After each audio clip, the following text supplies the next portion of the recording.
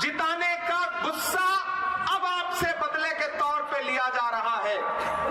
आप इन चारों कॉर्पोरेटर को जिता करके आगे पहुंचाने का काम करिए। इंशाअल्लाह ये लोग यतीम नहीं है। इनके एक तरफ अगर लोकसभा का खासदार खड़ा रहेगा तो दूसरी तरफ राज्यसभा का खासदार खड़ा रहेगा। मैं आपको भरोसा दिलाता हूं, जज्बाती तकरीरें सुनिए खूब, कोई दिक्कत नहीं है, लेकिन समझदारी से, होशमंदी से, एक कान से सुनिए, दूसरी से निकाल दीजिए। ताली बजाइए, चले आइए और ज्यादा घेराबंदी करने की कोशिश करें तो पलट करके सवाल पूछिए। कल परसों नांदेड़ में तकरीर कर रहे थे तो वहां जो आमदार का इलेक्शन लड़े थे सत्तार साहब माजी मेयर, उनके बारे में बोले कि सत्तार मुझसे मत उलझो, मेरी जबान बहुत लंबी है, मैं बोलूंगा तो चुप हो जाओगे।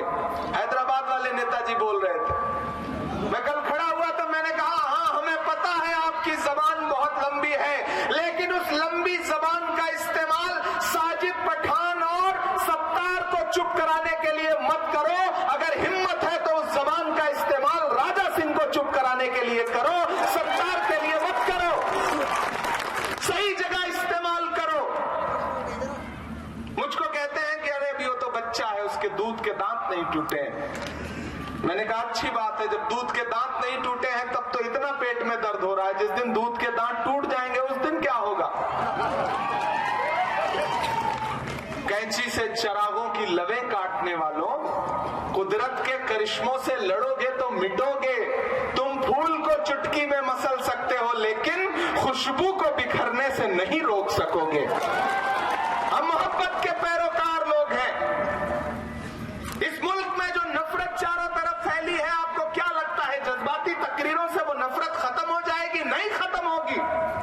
उसके लिए कोई राहुल गांधी जैसा इंसान खड़ा होगा जो कन्याकुमारी से कश्मीर तक 4000 किलोमीटर पैदल चलेगा, एक नारा लगाएगा कि नफरत छोड़ो भारत जोड़ो, एक नारा लगाएगा कि मुझे नफरत के बाजार में मोहब्बत की दुकान खोलनी है, तब जाकर के वो नफरतें खत्म होंगी। अगर आपको लगता है कि जज्बाती तकरीरों से नरेंद्र मोदी गद्दी से हट जाएगा तो आप गलतफहमी के शिकार हैं। नरेंद्र मोदी गद्दी से तब हटेगा जब कोई राहुल गांधी जैसा नेता खड़ा होगा, इस देश के दलितों को, आदिवासियों को, पिछड़ों को, मराठी साथियों को, मुसलमानों को, ईसाइयों को, सिखों को, सबको एकजुट करेगा, तब नरेंद्र मोदी जैसा कोई आदमी सत्ता से हटेगा। हम उस कोशिश में राहुल गांधी के साथ खड़े, कुर्बानी दे रहे हैं, अपना खून पसीना बहा रहे हैं। हम सिर्फ जज्बाती तकरीरें नहीं कर रहे, आपको गली गली जाकर के समझा रहे हैं। इनकी ट्रोल आर्मी की गालियां सुन रहे हैं, वो सिर्फ इसलिए क्योंकि मैं जानता हूं कि सरकारों के मंसूबे बहुत बुरे हैं। मैं हिंदुस्तान की पार्लियामेंट में बैठता हूं, मैंने वहां देखा है कि किस तरह आपके खिलाफ बिल लाए जा रहे हैं, किस तरह आपके खिलाफ कानून बनाए जा रहे हैं। इसी महाराष्ट्र में खड़े होकर के तकरीर करते हुए कह रहे थे कि मैंने बिल फाड़ दिया था। अरे साहब, बिल फाड़ने से काम नहीं चलेगा। अभी जब वक्फ का बिल आया, आपकी कब्रिस्तानों, आपकी दरगाहों, आपकी मस्जिदों को बर्बाद करने के लिए मोदी सरकार जब बिल लेकर के आई वक्फ का, तो उस बिल के खिलाफ 288 वोट अगर भारतीय जनता पार्टी को पड़े तो 200 से ज्यादा लोकसभा में वोट उस बिल के खिलाफ पड़े, जबकि इस देश की लोकसभा में सिर्फ 24 सांसद मुसलमान हैं। आप कैसे झुठला सकते हैं उन सैकड़ों हिंदू भाई, सिख भाई, ईसाई भाई, दलित भाई जो सांसद हैं, जिन्होंने आपके लिए उस बिल के खिलाफ, नरेंद्र मोदी के खिलाफ वोट दिया। रात के 2:30 बजे राहुल गांधी देश की लोकसभा में बैठे थे उस बिल के खिलाफ। मुल्क मोहब्बत से चलेगा, मुल्क एकजुटता से चलेगा, मुल्क प्यार से चलेगा। मुल्क सिर्फ धार्मिक नारे लगाने और मजहबी नारे लगाने से नहीं चलेगा। मैं अभी उतरा हेलीपैड पर तो मुझसे मीडिया के साथियों ने कहा कि असदुद्दीन ओवैसी ने कहा है कि हिजाब वाली प्राइम मिनिस्टर बनेगी। मैंने कहा यहाँ कॉर्पोरेशन का इलेक्शन चल रहा है, नगर सेवक जितवाना है, बातें प्राइम मिनिस्टर बनाने की हो रही। ऐसे ही बिहार में गए थे तो तकरीर की थी कि अबू बकर का, उमर का, फारूक का बेटा चीफ मिनिस्टर बनेगा, और चीफ मिनिस्टर बनवा करके आ गए नीतीश कुमार को। यही खेल यहां खेला जा रहा है। जब इस तरह की तकरीरें कॉर्पोरेशन के इलेक्शन में आके की जाए कि हिजाब वाली प्राइम मिनिस्टर बनेगी, तो समझ लो कि मकसद हिजाब वाली को प्राइम मिनिस्टर बनाना नहीं, बल्कि नरेंद्र मोदी की सियासी जिंदगी को और लंबा करना है। मकसद समझिए, खेल समझिए। आज तक अपनी पार्टी से एक आमदार तो हिजाब वाली बनाया नहीं, और प्राइम मिनिस्टर हिजाब वाली बनाने जा रहे हैं। मेरे भाई, ये जज्बाती तकरीरें अपने पास रखिए, हैदराबाद तक उसे महदूद रखिए। आपको महसूस होता है या नहीं कि नफरत तब से और बढ़ती जा रही है, दुश्वारियां तब से और बढ़ती जा रही हैं, खंडहर बचे हुए हैं, इमारत नहीं रही। ये क्या हुआ कि सर पे कोई छत नहीं रही? कैसी मशालें लेके चले तीरगी में आप, जो रोशनी थी वो भी सलामत नहीं रही। इसलिए आपसे गुजारिश करूंगा कि यहाँ के आमदार साहब ने जो गुट्टी फिट की है ना, पतंग तो हैदराबाद की है लेकिन मांझा उन्हीं का है।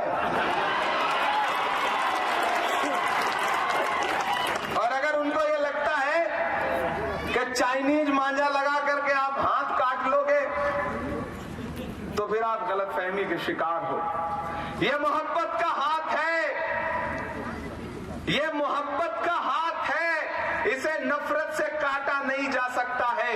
अगर इतनी बड़ी तादाद में हमारी माएं बहनें यहाँ बैठी हैं, हमारे नौजवान इस तपती दोपहरी में बैठे हैं, तो इसका मतलब ये है कि लोग नफरत का शोर भले ज्यादा सुनाई पड़ रहा हो, लेकिन मोहब्बत के साथ खड़े हैं। और मुझे पूरा भरोसा है कि आने वाले दिनों में आप लोग 15 तारीख को घर से बाहर निकलेंगे और तमाम तकरीरें, तमाम पैसा, तमाम फंडिंग, तमाम साजिशें एक किनारे रखेंगे, और ये जो हमारे चारों नगर सेवक के उम्मीदवार हैं, मैं उन्हें आगे बुलाऊंगा।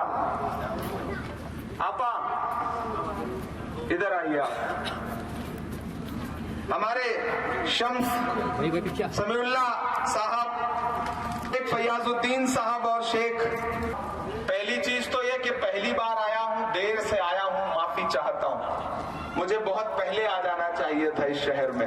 ये बड़ा मोहब्बतों का शहर है, बड़ा तारीखी शहर है। इस शहर की तारीख को हम दिल्ली में बैठ के पढ़ते रहे हैं। मुझे पहले आ जाना चाहिए था, देर से आया हूं, लेकिन एक वादा जरूर करता हूं कि 15 तारीख को हाथ के पंजे के सामने वाला बटन दबाइए और हमारी है तो आप इन चारों कॉर्पोरेटर को जिता करके आगे पहुंचाने का काम करिए।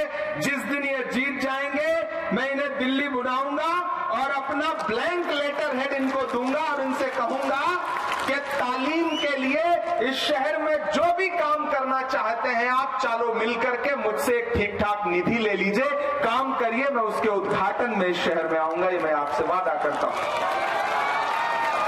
कॉर्पोरेशन का फंड बाद में इस्तेमाल में होगा, पहले मेरी खासदार निधि का फंड, और जरूरत पड़ेगी तो हमारे जो बाकी खासदार हैं राज्यसभा के, लोकसभा के, हंडोरे साहब हैं, उनसे भी फंड लेकर के छीन के आपके लिए लेके आऊंगा।